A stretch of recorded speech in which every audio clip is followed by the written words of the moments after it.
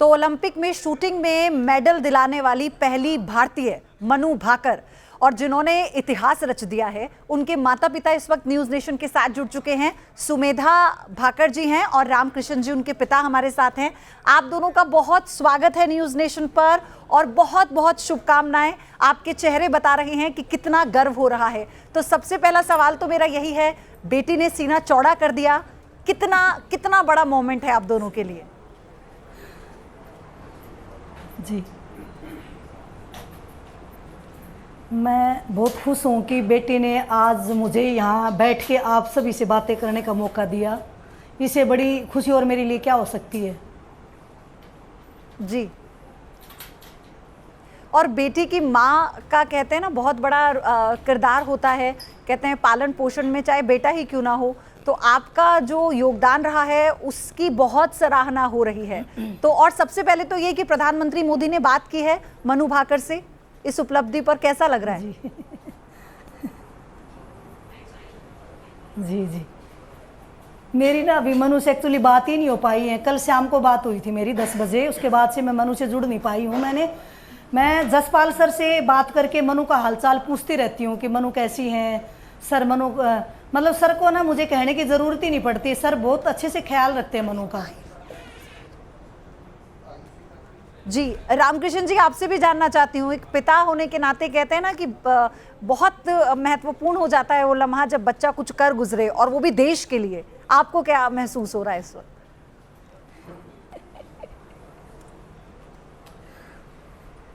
जी जी, बहुत बहुत खुशी की बात है। बहुत खुश हैं कि जिस हिसाब से मनु ने शुरुआत की है बहुत अच्छा है। और जस्ट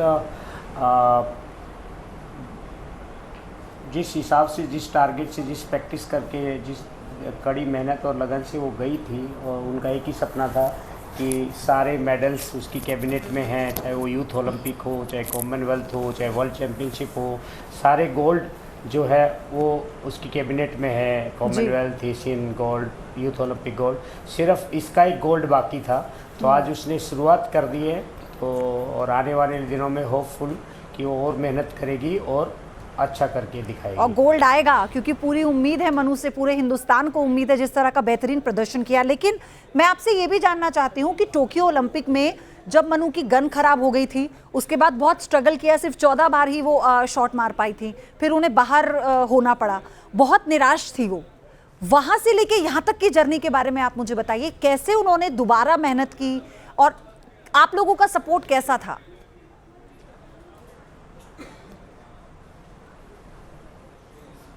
जी, एक्चुअली टोक्यो में गन माल फंक्शन एक ऐसा टेक्निकल पॉइंट था जो नॉर्मली 10 लाख पिस्टल्स में एक पिस्टल में इस तरह की कमी आती है, और वो ओलंपिक में मनु के साथ हुई।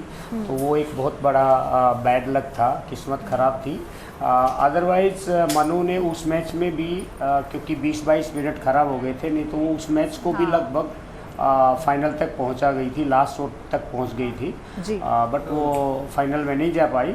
लेकिन उसके बाद भी मनु रेगुलर मेहनत करती रही, और जो उसके साथ में हुआ उससे, वो बारीकियों से उसने कुछ सीखा और आगे बढ़ती गई, और आज रिजल्ट आप सबके सामने। और ये जो जर्नी रही है मनु की, ये बहुत लोगों को प्रेरणा देगी। सुमेधा जी, अब आप हमें ये बताइए कि मनु बचपन में कैसी थी?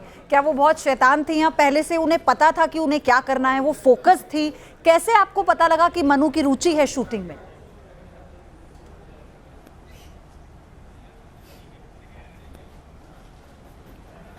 शूटिंग में तो मैम रुचि 10th क्लास में जैसे था, उससे पहले तो उसने काफ़ी गेम करके छोड़ दिए थे। हाँ, स्केटिंग किया, हॉर्स राइडिंग किया, स्विमिंग किया, और तांग था किया, बॉक्सिंग किया, जूडो कराटे किया, बहुत कुछ करके छोड़ दिया था। फिर ये चीज़, इन सब गेमों में वो नेशनल तक पहुंची, बट इनमें चीटिंग बहुत हुई मनु के साथ में। तब मनु ने बोला पापा मुझे अब ये सब नहीं करना है, क्योंकि जो मेहनत होती है ना, बच्चे की मेहनत को दबा देते हैं, रिजल्ट किसी और को ही देते हैं। फिर बोली कि अभी मुझे कुछ नया करना है। तब मनु, जहाँ पे मैं काम करती थी वहीं पे मनु ने पढ़ाई करी, वहीं पे मनु थी। तो मनु के पापा ने बताया कि बेटा अपने स्कूल में शूटिंग रेंज है, एक बार ट्राई कर लो, देख लो, क्या पता आपको पसंद आए, आप आगे बढ़ो उसमें।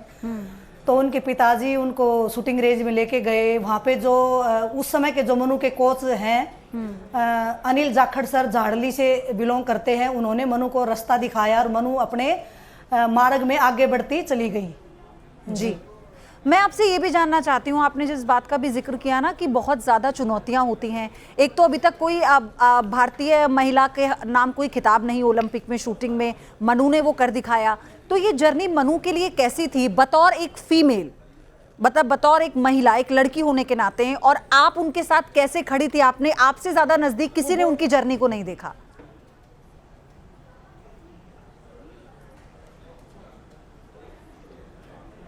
मैंने मैम भगवान से बेटी मांगी, मैंने झोली फैला के बेटी मांगी कि मेरे घर में, मेरे आंगन में बेटी की किलकारियाँ गूंजे, और जो सपने हैं एक बेटी और माँ को साथ पूरे करने के, वो हम सपने दोनों माँ बेटियाँ पूरे करेंगी। तो बोलते कि मेरी पुत्री के पाँव मुझे पालने में दिखाई दे दिए थे कि ये जब छोटी सी तभी आसमान में ऐसे कूदती थी, बिस्तर से अपने कूदती रहती थी। तभी मेरे पिताजी ने, मनु के नाना ने बोला, भाई ये तो अंतरिक्ष में उड़ना चाहती है तो आकाश में उड़ेगी, तो एक जगह टिक ही नहीं पा रही है, बेड पे सो ही नहीं पा रही है।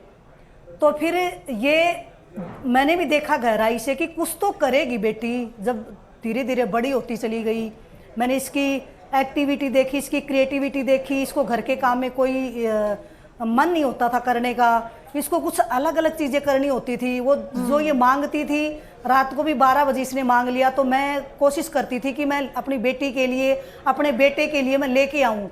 जो मेरे बच्चे मुंह से मांगेंगे वो मैं सब पूरा करूँगी। मेरा एक ही सपना था बच्चों को लेके, और वो मैंने हर संभव पूरा किया। मैंने कभी कोई बच्चों में कमी छोड़ी नहीं जो मैं इनकी मांगे पूरी नहीं कर पाई, और इन्होंने बच्चों ने वही मांगा जो जायज़ था, जो इनकी लाइफ में आगे काम आएगा। तो भगवान ने बेटी दी, मेरी जीवन में मेरी बेटी आई, मेरी ज़िंदगी को संवारा। दोनों बच्चे मेरे इतने संस्कारी हैं कि जब एक माँ के बच्चे होते हैं वो इतने संस्कारी होते हैं, तो माँ की ज़िंदगी तो जीते जी स्वर्ग बन जाती है। जी, तो मैं बहुत खुश नसीब माँ हूँ कि बोलते हैं बेटे भाग्य से मिलती हैं, बेटी सौभाग्य से मिलती हैं। तो मेरा तो भाग्य ही खोल दिया था मेरे बच्चों ने मेरी ज़िंदगी में आके। देखिए, जब माँ बाप को गर्व करवाना हो, चाहे बेटा हो या फिर बेटी हो, उसमें तो कोई भेदभाव होता नहीं है ना। जो सफलता है वो ये तो नहीं देखती कि लड़का है या लड़की है, लेकिन ये ज़रूर एक प्रेरणा वाली बात है सुमेधा जी कि जहाँ से आप लोग आते हैं, अगर जब हम हरियाणा की बात करते हैं, उस बेल्ट की बात करते हैं, तो कहते हैं ना कि लड़कियों को बहुत ज़्यादा आज़ादी नहीं दी जाती, लेकिन हमने हरियाणा से ही ऐसे ऐसे उदाहरण देखे हैं जिन्होंने पूरे देश में महिला होने का डंका भी बजाया है और देश को भी गौरवान्वित महसूस कराया है।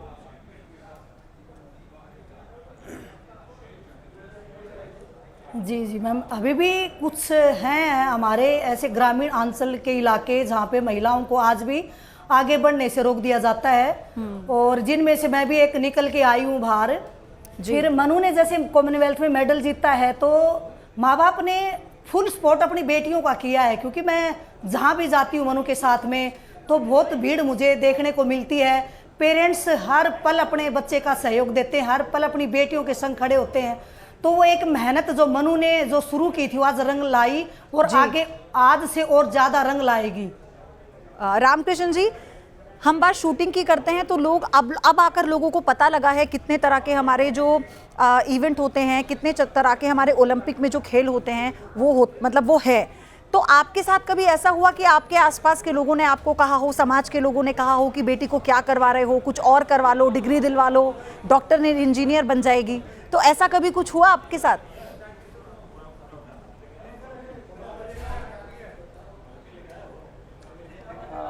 बेसिकली मैं मास्टर डिग्री यूकेसी की हुई है और स्कूल चलाता हूँ जी। और ये जो चीज़ें हैं ये जनरली मैंने कभी फेस नहीं की, क्योंकि लोग उन्हीं को बोलते हैं जिनको लगता है कि ये आपके प्रभाव से बातें सुन लेंगे। तो जो जिस हिसाब से मेरा एजुकेशन ग्राउंड है और जिस हिसाब से मेरा वो है, उसके हिसाब से मुझे इस तरह की दिक्कतें कभी हुई नहीं। रही बात मनु को कराने की कि मनु को क्या करना है और मेरा बेटे का नाम अखिल को क्या करना है, तो उसमें ये होता था कि हम बैठते थे, मैं, मेरी मिसेज और बच्चे, और बच्चों की जो जायज़ डिमांडें थी कि भाई ये करना है, ये खेलना है या ये चीज़ें खरीदनी है, तो बच्चों की छोटी छोटी खुशियाँ होती है, कभी उन्होंने नए जूते मांग लिए, नए चप्पल मांग लिए, नए पजामे मांग लिए, या वहाँ खेलने जाना है, यहाँ खेलने जाना है। क्योंकि मैं एक नेवी का ऑफिसर रहा हूँ, तो ये फाइनेंशियल मुझे कभी प्रॉब्लम नहीं हुई। और रही बात समाज की, समाज में मतलब कभी इस तरह का किसी से मुझे फेस नहीं किया कि जिसने मुझे ऐसा डाला हो। क्योंकि मेरे पिताजी ने तो कभी ऐसा नहीं कहा कि भी इनको ये मत पढ़ाओ, ये मत खिलाओ, ये मत कराओ। तो इन जनरल, इन शॉर्ट, किसी की तरह की इस तरह की दिक्कत नहीं हुई। ओनली जो मनु को प्रॉब्लम फेस हुई, जो स्ट्रगल जिसको कह सकते हैं, हाँ। एक तो बड़ा वो था कि नौकरशाही से हमें पाला पड़ा था। जब उनका लाइसेंस बनाने में एक अड़ियल अफसर ने हमारे 45 दिन तकलीफ दी थी जी। और दूसरा ये होता था कि क्योंकि मेरा जॉब ज़्यादातर बाहर होता था, तो उस टाइम पे ट्रांसपोर्टेशन की दिक्कत होती थी। तो इसकी मम्मी और ये अभी क्योंकि दोनों को ड्राइविंग नहीं आती थी, ये बच्ची थी, और तो उसमें थोड़ा मुश्किल होता था। तो समहाउ सुमेधा जी मैनेज कर लेती थी। कभी स्कूल से ड्राइवर लेके जाते थे, कभी गाड़ियाँ किराए से लेके जाते थे, कुछ इस तरह लेके जाते थे। तो वो उस दौरान वो कर लेते थे। यही मैं कहूँगा कि इसकी मम्मी ने बहुत सारा इसमें स्ट्रगल किया कि वो जब मैं बाहर हूँ तब वो मैनेज करती थी। जी। रामकृष्ण जी, माँ बाप बच्चों के पहले गुरु होते हैं और सबसे बड़ी प्रेरणा भी माता पिता ही होते हैं किसी भी बच्चे के लिए। लेकिन मैं आपसे ये भी जानना चाहूँगी, मनु को सबसे ज़्यादा प्रेरित किसने किया? मनु का प्रेरणा स्रोत कौन था, आप दोनों के अलावा शूटिंग में? मनु का शूटिंग में कोई आइडियल नहीं है, कोई प्रेरणा स्रोत नहीं है। मनु को डिफरेंट स्पोर्ट्स ट्राई करने की एक आदत थी। वो हर साल में, 2 साल में, 1.5 साल में वो गेम छोड़ देती थी। और उसी कड़ी में उसने जब कराटे खेल रही थी तो उस टाइम पे वो 10th में आई थी। तो उस दौरान उसको, क्योंकि 10th में भी पूरे के पूरे मार्क्स चाहिए होते थे, जो कि CBSE में बड़े मुश्किल होते हैं जी। तो उसके साथ साथ में उसको स्पोर्ट भी रखना था। तो उस टाइम पे मैं उसको लेके गया था रेंज में कि बेटा हो सकता है इस गेम में बहुत कम टाइम लगता है, आप ट्राई करो इसमें। जी। और कौन कौन से अच्छे खेल में माहिर हैं मनु? आपने बताया कि जब वो कराटे करती थी, इसके अलावा भी उनकी रुचि उन्होंने कई खेलों पे अपना हाथ आजमाया। तो और इसके अलावा, शूटिंग के अलावा और कौन सा ऐसा गेम है जिसमें वो और अच्छा करती हैं?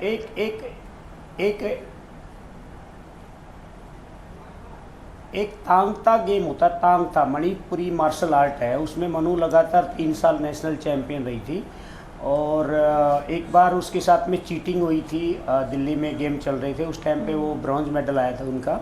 तो उसी दिन वो आके बोली कि पापा ये बहुत चीटिंग करते हैं दिल्ली वाले, तो अभी इसके बाद मैं ये तांगता नहीं खेलूँगी। तांगता हुई थी दिल्ली में उस टाइम पे। और उसके बाद में नेक्स्ट ईयर उसने कराटे शुरू किए थे, तो कराटे में नेशनल में उसका सिल्वर आया था। उससे पहले वो और छोटी थी तभी वो बॉक्सिंग करती थी, स्केटिंग करती थी, स्विमिंग करती थी, लॉन टेनिस करती थी। वो जब भी स्कूल में जिस भी ग्रुप में होती थी, जिस भी हाउस में होती थी, वो ऑलराउंडर टाइप के वो करती थी। जी। और सुमेधा जी, अभी तो लगातार आप लोगों को फ़ोन आ रहे होंगे, शुभकामनाएं दी जा रही होंगी, तो कभी ऐसा हुआ है कि जो लोग पीठ पीछे कहते थे कि ये क्या करवा रही हो अपनी बेटी को, आज वो लोग फ़ोन करके शुभकामनाएं दे रहे हैं?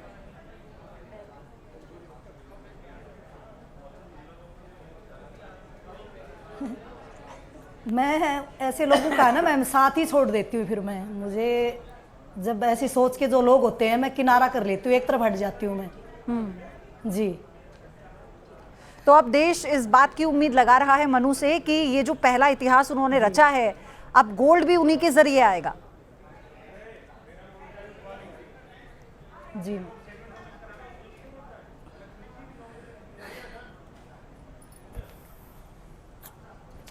खैर, आपकी खुशी बता रही है। अच्छा, जब पढ़ाई की बात करते हैं तो कोई और रुचि कभी थी मनु की कि अगर वो पढ़ाई में उनको लगा हो कि कभी डॉक्टर बनना है, इंजीनियर बनना है, या और कितने सारे ऑप्शंस होते हैं, डॉक्टर इंजीनियर ही नहीं बनने के लिए अपनी रुचि होती है, तो यह शुरू से वो क्लियर थी कि उन्हें यही करना होगा?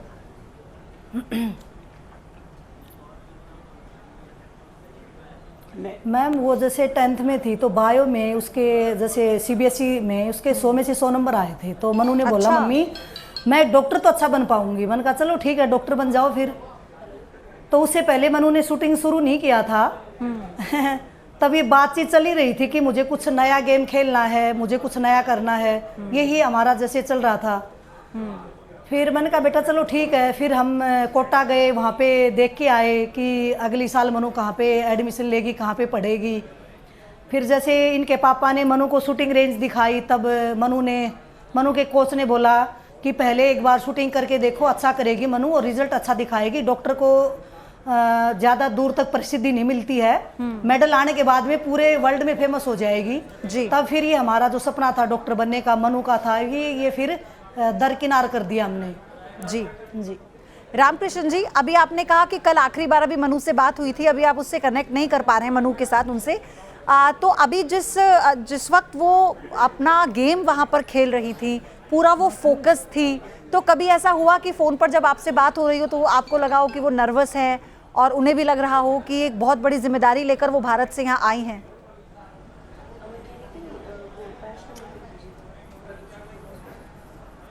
देखिए, हम तो उसका मैच देखते नहीं है, हमारे टीवी में भी नहीं चला आज मैच, तो फोन भी उसका नर्वसनेस वगैरह तो पता नहीं चलता है। और रही बात उससे बात करने के टाइम पे, जब हम उससे बात करते हैं तो एक मम्मी पापा सबसे पहले हम यही कहते हैं भी आपने खाना वाना खाया कि नहीं खाया, वेजिटेरियन है वो, तो थोड़ा सा मुश्किल होता है उसके लिए कहीं पे भी वो करना, तो दिक्कत होती है, तो हम उसके बारे में थोड़ा पूछते हैं और दूसरी चीज़ों के बारे में, घर के बारे में कुछ बातें करते हैं, हम शूटिंग से संबंधित बातें उसको हंसाते हैं। अच्छा, तो आपने मैच नहीं देखा? मैच क्यों नहीं देखा आपने? पूरे भारत की निगाहें थी किसी उनके इस खेल पर। नहीं, मैच तो हमारी मैडम ने टीवी के लिए बोल दिया और नहीं करना, तो अभी हम कैसे देख सकते थे? अच्छा, ये सुमेधा जी, ये माँ का टोटका था क्या? मैच चल रहा है, आप देख लो। ये माँ का टोटका था क्या? बेटी के गेम में किसी तरह से अगर कोई थोड़ा सा भी लगा कि कुछ ऊपर नीचे हो रहा है तो दुख होगा? नहीं, क्योंकि नहीं मैम, मुझे ना एक्चुअली प्रेयर करनी थी, तो कि हम दोनों प्रेयर करेंगे, हम टीवी नहीं देखेंगे जी, बस। अच्छा, तो अब आपकी कब बात होगी फिर? अभी कुछ पता लगा? कोच के जरिए आप लोग बात कर रहे हैं? आ जाओ। हमारा जो समय है वो बेटी के प्रेयर के लिए होगा जी। नहीं, एक्चुअली उसके पास अभी वो वाला फ़ोन नहीं है ना, तो कोच के फ़ोन से करते हैं शाम के टाइम पे, तो अभी टाइम थोड़ी देर में शायद आएगा उसका फ़ोन, अभी तक तो आया नहीं है, और आया होगा तो अभी पता भी नहीं चला आज, क्योंकि बहुत ज़्यादा फ़ोन आ गए ना, तो पता नहीं चल रहा, हो सकता आया हो तो बीच में जी। अच्छा, प्रधानमंत्री ने बात की है उनसे, ये सुनकर कैसा लगा कि मतलब ये तो बहुत महत्वपूर्ण क्षण है मनु के लिए भी और आप दोनों के लिए, पूरे परिवार के लिए भी?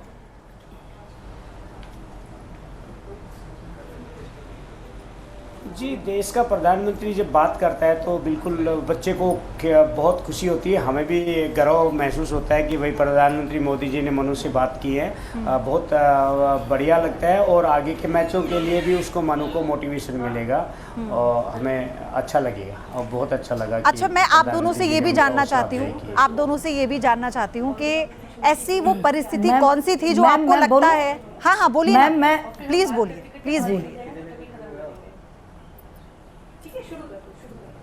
अभी जैसे आप मनु के पापा जी से पूछ रहे थे कि प्रधानमंत्री जी का फोन आया, तो मैं तो मैम इंतजार यही कर रही थी कि कब मोदी जी का फोन आए मनु के पास। मैं तो उस पल का इंतजार कर रही थी, और वो पल आज भगवान ने हमें दे ही दिया। जी, मैं बड़ी खुश हूँ जी। अच्छा, तो फिर ये बताइए कि आप क्या कहना चाहती हैं ऐसे में देश के प्रधानमंत्री से, मोदी जी से? आपकी कोई ऐसी मांग है या कोई ऐसी परिस्थिति जिसमें मनु ने बहुत दिक्कतें उन्हें आई अपने इस पूरे मेहनत के दौर में, इस पूरे टेन्योर में, तो एक ऐसी चीज़ जो आप अपील करना चाहती हूँ?